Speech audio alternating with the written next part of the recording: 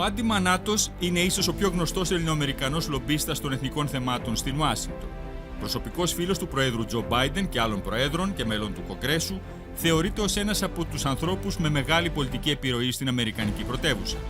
Έχει διατελέσει υφυπουργός εμπορίου στην Αμερικανική κυβέρνηση και έχει εργαστεί στο Λευκό Οίκο και τη Γερουσία.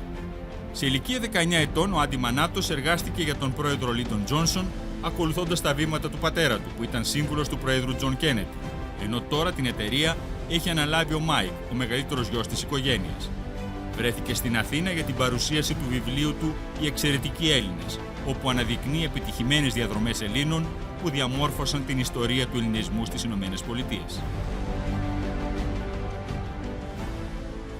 Thank you so much for this interview to the Greek public television. You're here in Athens for vacation, but also promoting your book. We have met each other some decades ago in Washington when I was a young correspondent. And what impressed me the most was that feeling of a trust that had on you, American presidents, members of the Congress, other officials. One of them was President Joe Biden. How long do you know each other? Well, I was 28 years old and he was 30 when we first met, so we've known each other a very long time. And we've been quite close. He has a Greek community in his state that we've been involved with, but we've been involved with him personally. He took a great liking to Hellenes. He admires our culture. He admires the way our people relate with each other. He admires our loyalty.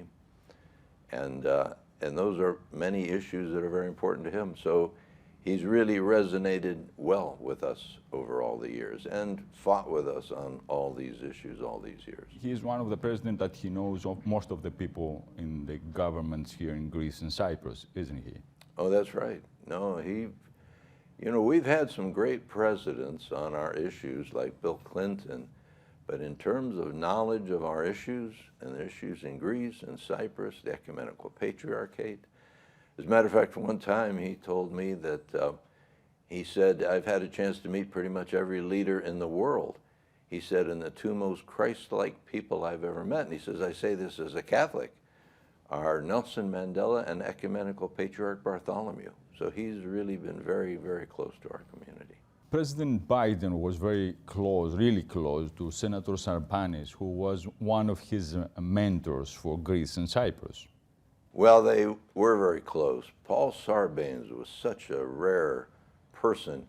In the history of Princeton University, only one person graduated with the highest undergraduate award, the Pine Award, and had his son also do it, and that was Paul Sarbanes. Everybody respected his opinion, Republicans and Democrats. But Paul Sarbanes and Joe Biden had a particular relationship. And as much as Joe knew about the issues, he knew that his knowledge couldn't compare to Paul's. Paul's was extraordinary. And Paul used to work very closely with a man here in Athens by the name of Kostas Karas, who was also an Oxford graduate like Paul was. And Biden would listen to anything that Paul Sarbanes told him about our issues. As a matter of fact, he knew our issues, but after talking with him about the details, he would always finish by saying, and don't worry, I do whatever Paul Sarbanes tells me to do. Now, give us your take in regard to the picture of Greece today in the United States. Now, Greece and the United States enjoy excellent relations. Is it because of the Biden administration? Is it because of Turkey? Is it of Greece as an ally? It is a combination of all of these things. You would be shocked at one thing in Washington today, and that is, ever since Erdogan bought the S-400s, the mentality of American public officials who are very concerned about strategic interests has changed dramatically. The support Turkey had disappeared when he did that. However, like we said, Joe Biden knows Greece and Cyprus and these issues well, and your government over here, I mean, my God, when we got the Prime Minister to come over and speak to a joint session of Congress, the remarks he made were extraordinary. You can't imagine the number of senators and members of Congress who came up to me just to say how blown away they were by the remarks of the Prime Minister. So you really have a wonderful combination here. You've got a Congress that's much more receptive, far better understanding the importance of having a loyal ally like Greece, and also having a government over here, as we have with such an impressive prime minister. Mm-hmm. What do you think? What is the prospects for a dialogue between Greece and Turkey right now? Between Greece and Turkey? Well, it's very difficult, in my estimation, and I say this only because so many times we've been through situations with Turkey where they made commitments to specific things. Commitments so close, for example, they were going to reopen Halki in Turkey for the seminary. We got a call from Secretary Clinton's, when she was Secretary of State's office, saying, we want to give you the heads up, they're about to reopen Halki. And it would never happen. But they would toy with American government officials, promising these things, and our people frequently believed them. And since virtually none of them have come true, it doesn't give me great optimism. However, I think because Prime Minister Mitsotakis addressed a joint session of Congress, which Erdogan has never been able to do, and just to tell you what a shock it was to Erdogan, every time we have, this is hard to believe, every time we have a state dinner at the White House for a president or prime minister of Cyprus, the Turks pick that day to overfly Greek islands at a record number as their way of communicating to us, there's nothing that you can do with the American government that's more important than what we can do. However, that address before a joint session of Congress is something Erdogan never could do. And I think he gained a lot of respect, although you remember his words. He said, Mitsotakis, you're dead to me. But I think behind all of that, it was such a shock to him, he gained respect for Mitsotakis and for Greece. I mean, look at the American military footprint in Greece today compared to what it was just recently.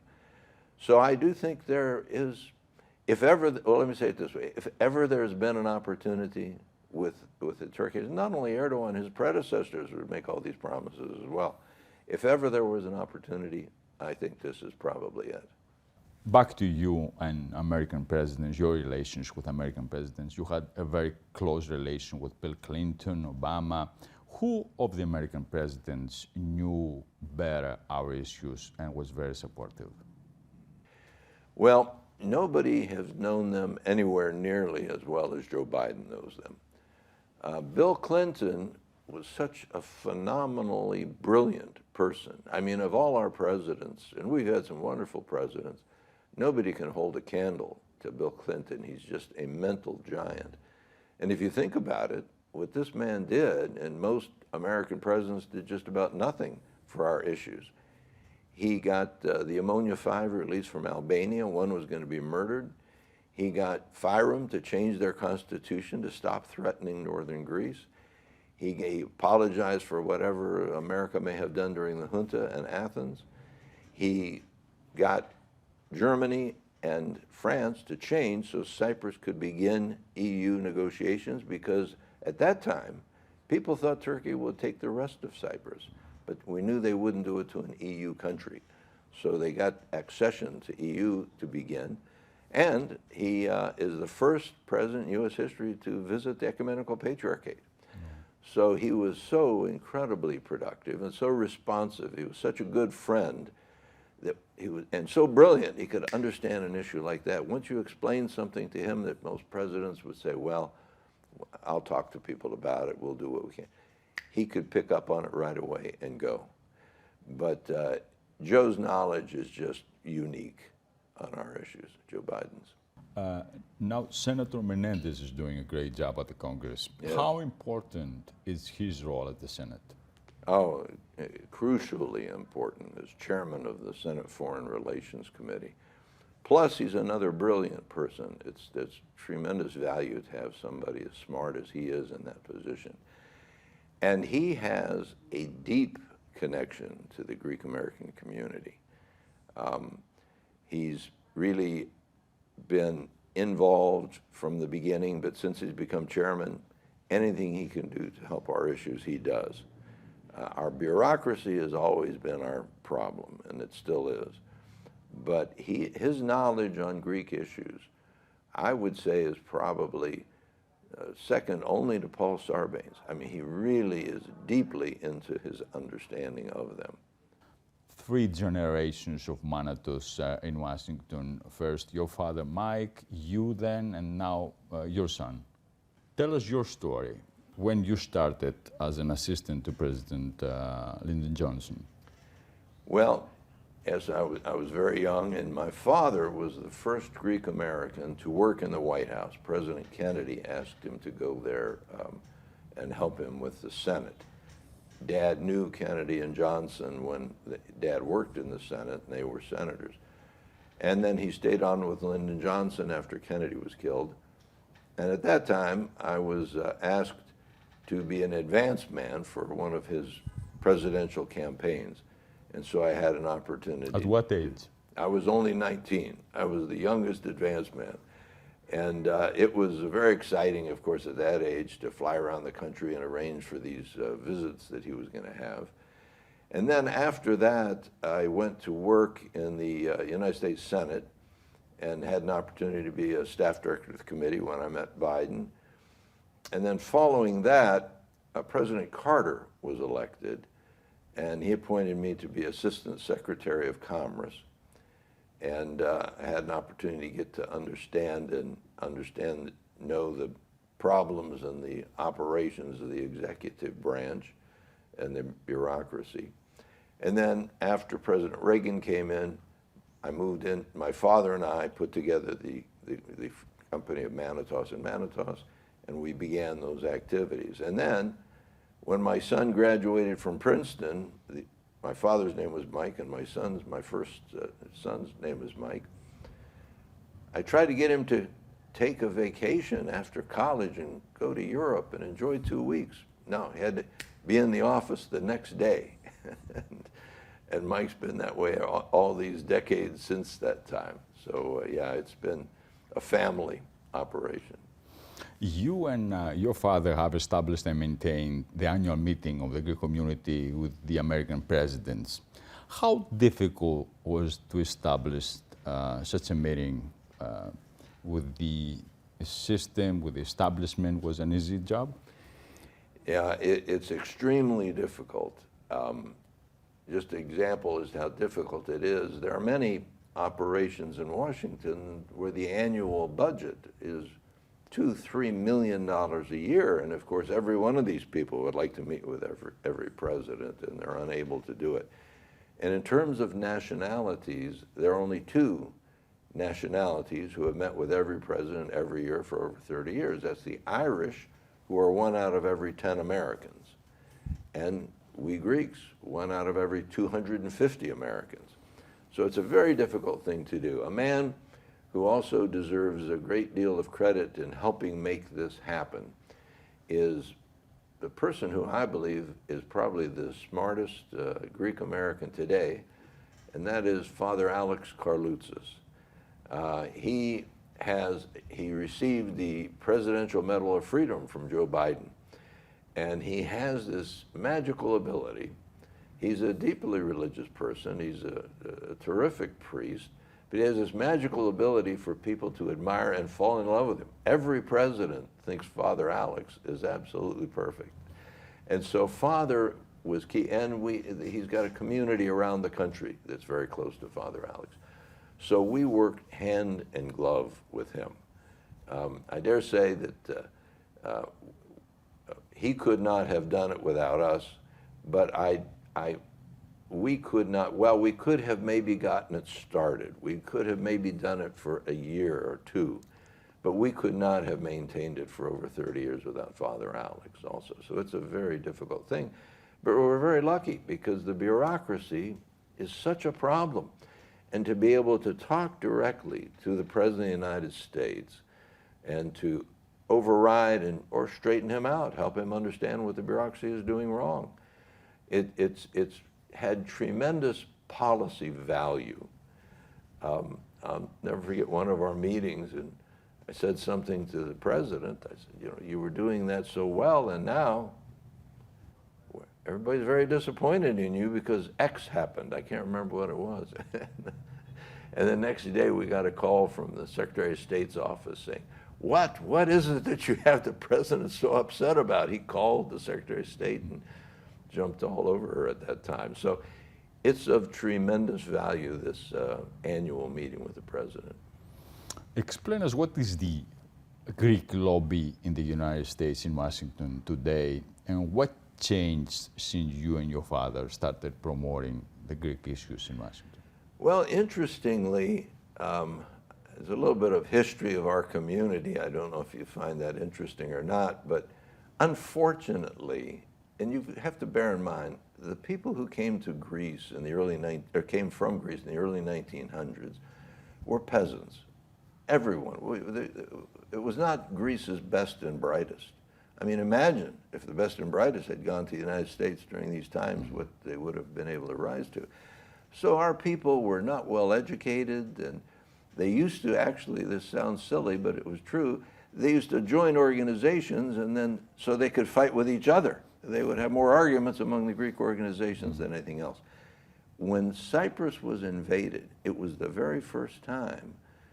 I will never forget, we had a meeting in Senator Eagleton's office, my boss, on a weekend, and I had the leaders of every part of the Greek community there.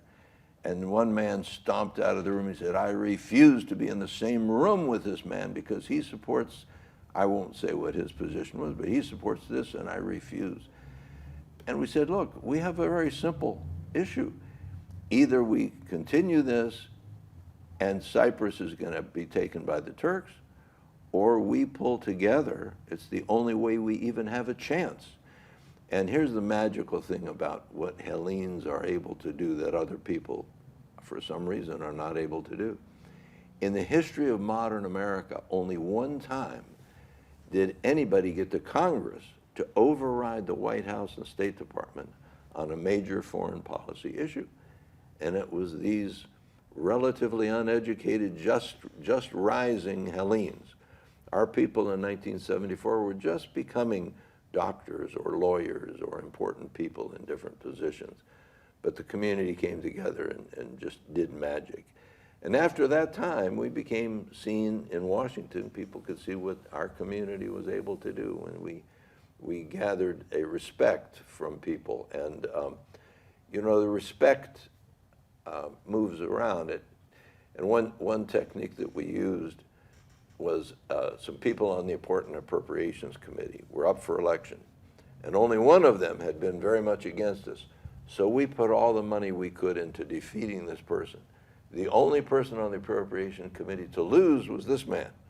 So we quickly let the word be known on Capitol Hill that he's the only one who's against us and he's the only one who lost. And the word passed like wildfire, and we suddenly developed a real presence.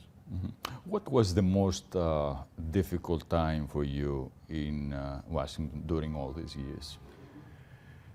Well, that's a very good question, and we have had some extremely difficult times. We've had times probably when Andreas Papandreou was prime minister, because our bureaucracy exaggerated wildly.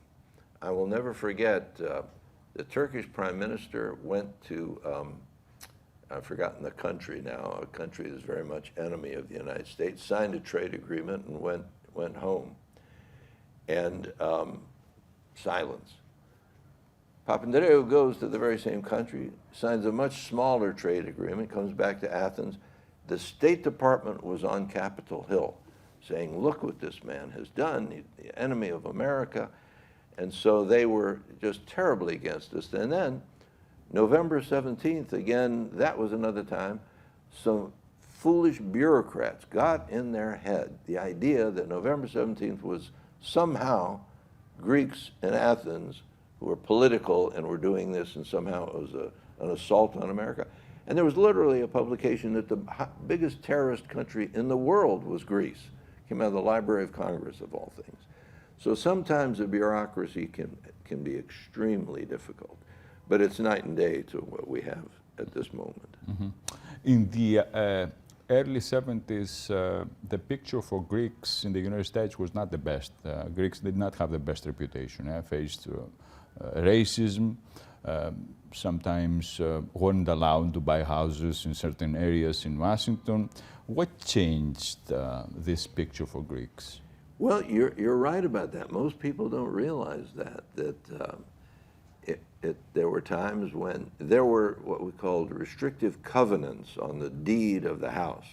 It says this is your house, but you cannot sell it to the following people. And Greeks were listed in some of those neighborhoods. What happened was that we emerged. I'll tell you, I was working in the Senate, and we had a recess, and I had some time, and we were in charge of the Census Bureau. So I noticed the Greeks were rising, and so I did a study, and I looked at the Greeks and how they compared to other nationalities. The Greeks who came to America in the early 1900s, first generation, were at the very bottom in education and income compared to the other nationalities. In one generation, we rose from the bottom to be among the very top in education and income. And this was happening, and I'll never forget my father, who knew the community well because they would all go to him at the White House. When I started the study, I said, I think we're going to find our people have done amazingly well. And he said, I'm afraid you're going to be disappointed because our community was really, in our church, if you were a successful man, you were not a waiter, you were a maitre d', but that was it. I mean, we did not have these people rising. And what happened is our people became members of Congress, senators, doctors, presidents of universities, and we then began being perceived very differently. Senator Sarbanes, you have said that you played an extremely good role on this. Oh, he was such a rare person, respected by so many people of both parties, that yes, he was magical for our issues. As a matter of fact, when I told you we, for the first time, had the Congress override the White House and State Department, I was working in the Senate at the time, and I was putting together to get the votes there. But in the House, we had 2 Greek Americans. And here's another interesting point about Greeks. Of 535 senators and members of Congress, these lowly Greeks, there were 3 Rhodes Scholars. Excuse me. One was the Speaker of the House. The other 2 were Greek Americans, Sarbanes and Bradamus. And Paul was so highly respected, they did a survey in the House that said, who's the brightest of the 435 congressmen? They asked the staff. And Paul was selected. I mean, he was that extraordinary of a person, that bright, that well-respected. He had no enemies in either party. People just looked up to him. And his presence, we won those. We had 12 votes to impose an embargo on Turkey because of their invasion of Cyprus. We won many of those votes by 1 vote.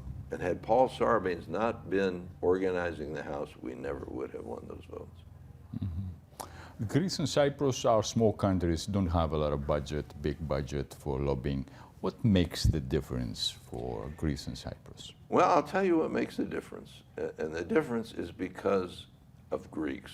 We are, and that's, I make the point in this book, we are truly unique people. Somehow, and I don't know how, periodically throughout history, we rise up and do things nobody else can do. And it goes from, how in God's name did they measure the circumference of the earth in Athens within 10% accuracy 2,000 years before the British even started to speak English, or the wheel went to 2 continents. And then we come to, well, then when the Greeks came to America, I guess that was the next move, and went from being at the bottom to the top. And then we come to World War II. The Axis forces destroyed 14 countries. The Brits were in retreat to Dunkirk. And here is little Greece standing alone, and they rose above everybody and was able to do what then Churchill said, were it not for the Greeks, we don't know who would have won World War II.